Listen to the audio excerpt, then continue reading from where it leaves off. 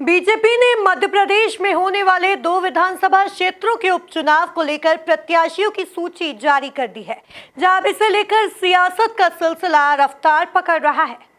देखिए, जल्द ही कांग्रेस की स्क्रीनिंग कमेटी से दिल्ली नाम भेज दिए गए हैं प्रदेश से और प्रत्याशी घोषित हो जाएंगे। और इस बार उपचुनाव में जैसे हमने अभी छिंदवाड़ा के अंदर देखा था, उपचुनाव में किस तरह से भारतीय जनता पार्टी ने जनता का जो रुझान था, जनता का जो विवेक था, जनता ने जिस तरह से कांग्रेस को चाहा था और किस तरह से सरकारी मशीनरी का दुरुपयोग करके छिंदवाड़ा वाले उपचुनाव को जीता था।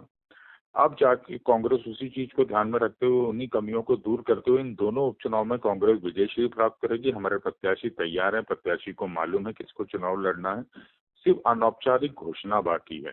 चुनाव का शंखनाद हो चुका है और इस बार जो दल बदल करके रामनिवास रावत जैसे जो नेतागण गए हैं, जो अभी मध्य प्रदेश शासन में मंत्री, और बुधनी सीट जो शिवराज सिंह चौहान की नाक का सवाल है, दोनों सीटों पे कांग्रेस जीतेगी। शिवराज सिंह चौहान की नाक भी कटेगी और जिन्होंने गद्दारी की है उनको उसका नुकसान भी भोगना पड़ेगा। कांग्रेस पार्टी 100% दोनों विधानसभा उपचुनाव जीतेगी। गद्दारी को भी सबक मिलेगा और शिवराज सिंह चौहान को भी सबक मिलेगा, क्योंकि बुधनी की जनता त्रस्त हो चुकी है। मध्य प्रदेश में किसान हो, मजदूर हो, युवा हो, रोजगार को लेके बेरोजगारी का जो आलम है, महंगाई का जो आलम है, इन सब से जनता में त्राहिमाम और त्रस्ती है। और कितनी भी सरकारी मशीनरी का ये इस बार भी दुरुपयोग कर ले, पर इस बार जनता प्रचंड बहुमत से कांग्रेस को दोनों तरफ जिताएगी। देखिए, भारतीय जनता पार्टी का नेता, नीति, नेतृत्व और निर्णय चारों तय होता है। दूसरा, अब भी हालिया हमने सदस्यों का निर्माण करा, लगभग 1.5 करोड़ से ज्यादा सदस्य। निश्चित रूप से भारतीय जनता पार्टी धरातल पर, कांग्रेस तो अभी भी हवा हवाई बातें ही कर रही है। आप देखिए, इसके पूर्व में जो छिंदवाड़ा की कार्यकारिणी भंग हुई, इसके बाद नई का निर्माण नहीं हुआ। उसके बाद जीतू पटवारी जी ने एक और भोपाल की कार्यकारिणी भंग कर दी, उसका नए का निर्माण नहीं हुआ।